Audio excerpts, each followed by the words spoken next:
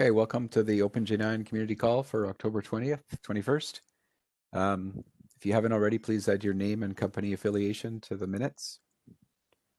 And we'll start by asking if anyone has anything high priority to bring up before we get started looking through the agenda.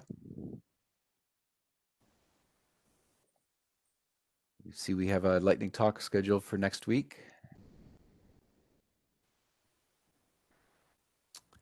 Look at new issues raised.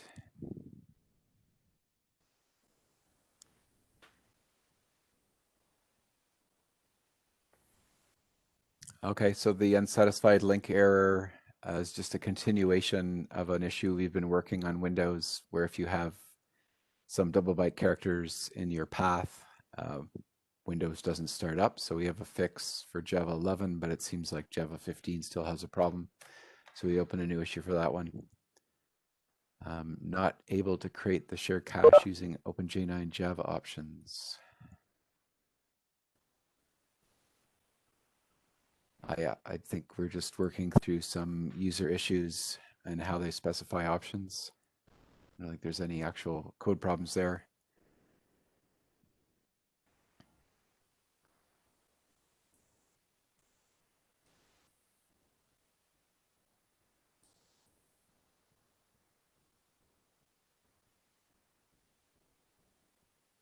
Okay, so somebody's looking at this one.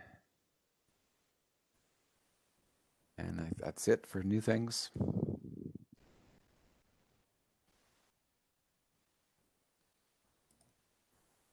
A reminder about the help wanted and beginner issues. If you have something that a beginner could help out with or something where you need help, add those labels. And in particular for beginner issues, we want to let those sit so beginners have things to work on when they show up. Take a look at the download trends.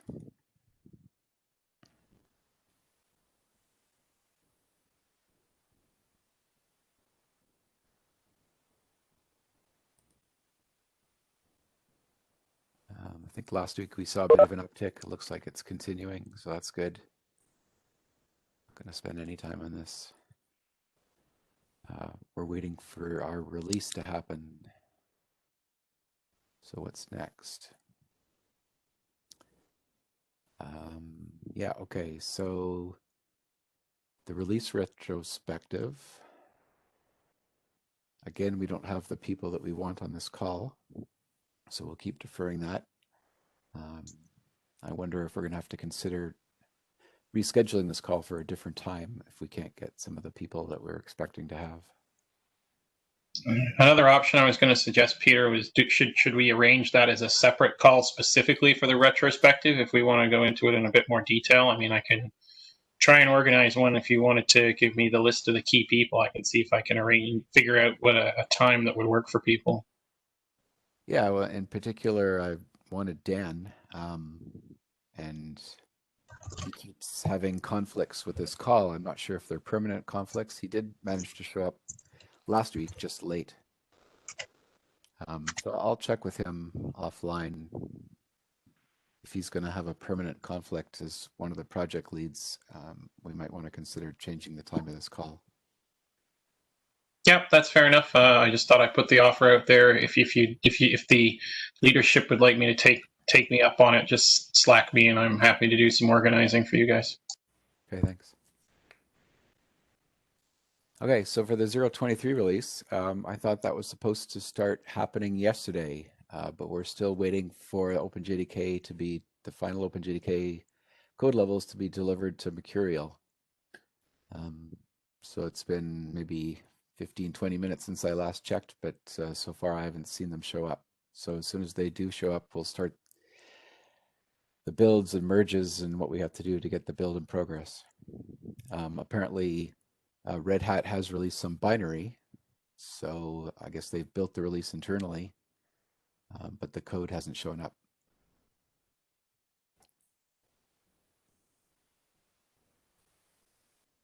So for the next release, 024, we've got the milestone plan. So people should be looking at that, trying to take down those issues. So we're ready to ship in January. I've added some tentative dates. I haven't yet created the Eclipse plan. if anybody has any issues with the tentative dates.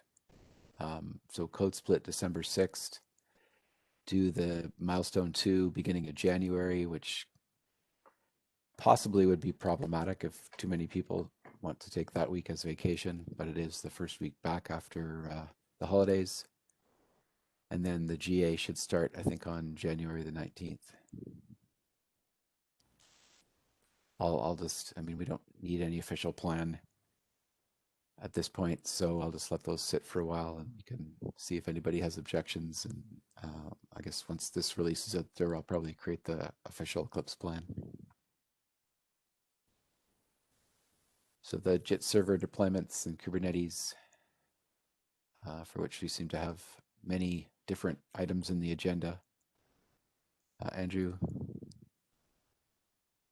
I think you had a meeting not too long ago.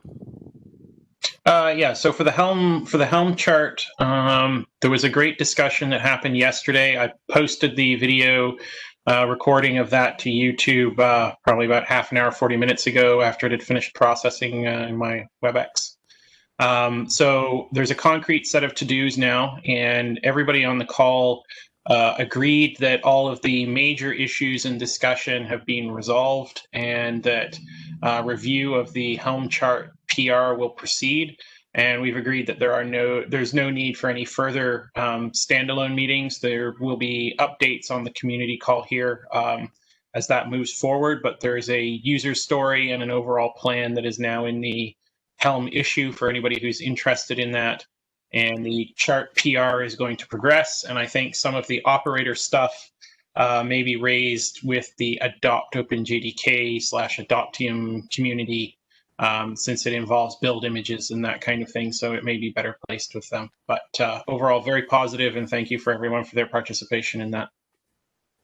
So we're going ahead with delivering to OpenJ9, not considering a separate repo? That is to be determined. I suspect I'm not sure what the answer is on that. The major issues that people had, or the major concerns that were being expressed about things like licensing, provenance of the code, the overall plan for how JIT server would be made available in containerized environments in the cloud and that kind of thing were the subject of those discussions, and those major sort of design discussions and overall plan and components and everything have been agreed.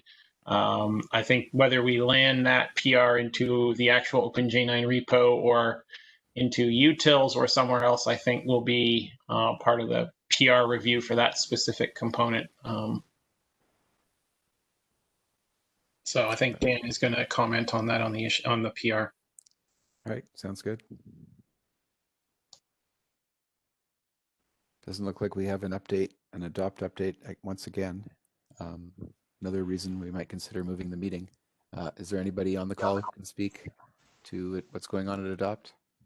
Yeah, I mean, we've kind of stabilized everything in preference for the GA. I think, as you've seen, we were planning to switch all of the JDK 15 Plus builds back to building on CentOS 7, but we've reverted that for OpenJ9, so it will continue to be built on CentOS 7 for this GA going forward, whereas Hotspot will continue to be built on 6. Sounds good.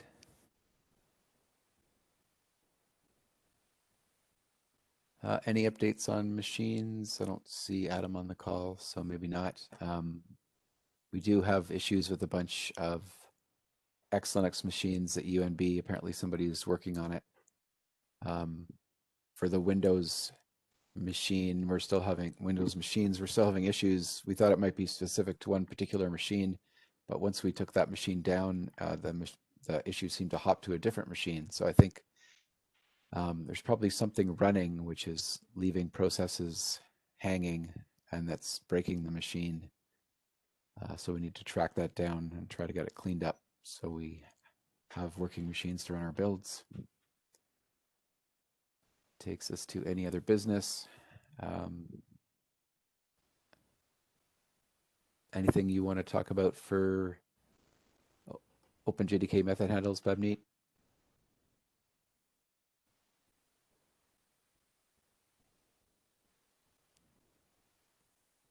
If you're trying to talk, you're on mute. I see you are on the call.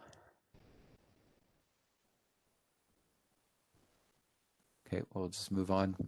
CMake. I don't think Devin's on the call. Oh, Sorry, I think, can I give my method handle update, Peter? yeah, go ahead. Yep, thank you. So there has been no updates in regards to the testing and builds. I still have to write the scripts so that we can run PR builds and nightly builds for the new OpenJDK method handles. And in the past week, we have merged more PRs for supporting the OpenJDK method handles, and there have been design discussions on how to resolve for resolution and how we are going to handle certain concurrent issues where multiple threads will try to resolve things. And this concludes the update for OpenJDK method handles. Okay, thanks. Yep. So I don't see Devin on the call, but for CMake, he seems to have tracked down what was causing a seg fault in the JIT on Windows. There's an open PR for that, which we were looking at. I assume ZOS is still in progress. Possibly some of these things are resolved now. Oh, that's the one actually that we're looking at.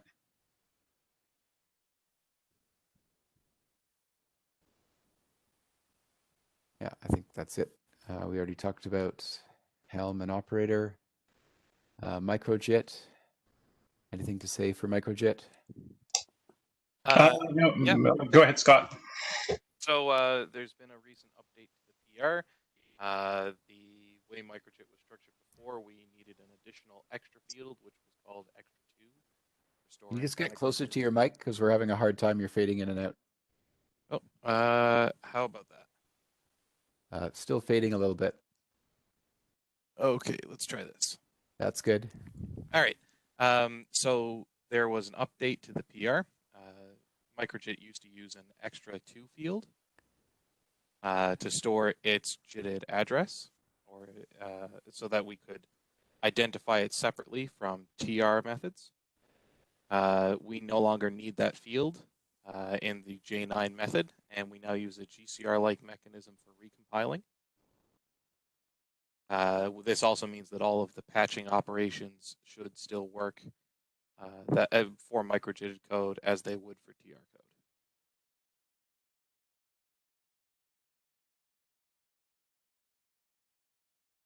And there's going to be another special interest group meeting tomorrow. Okay. Thank you.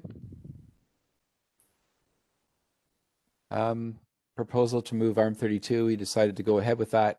I disabled building ARM32 internal to IBM. So I guess somebody can delete some code when they have a chance, but otherwise it'll just start rotting since we're not building it anywhere.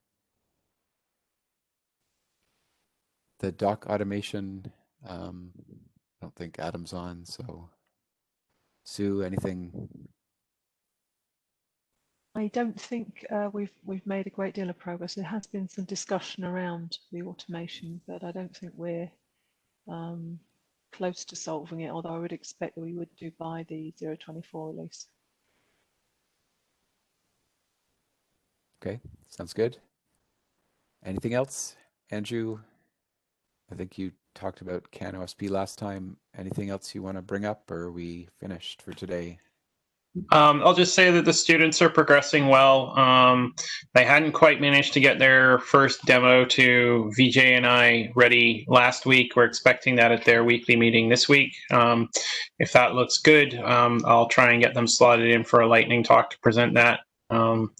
And hopefully we'll be able to get a PR open against some probably OpenJ9 utils after that talk.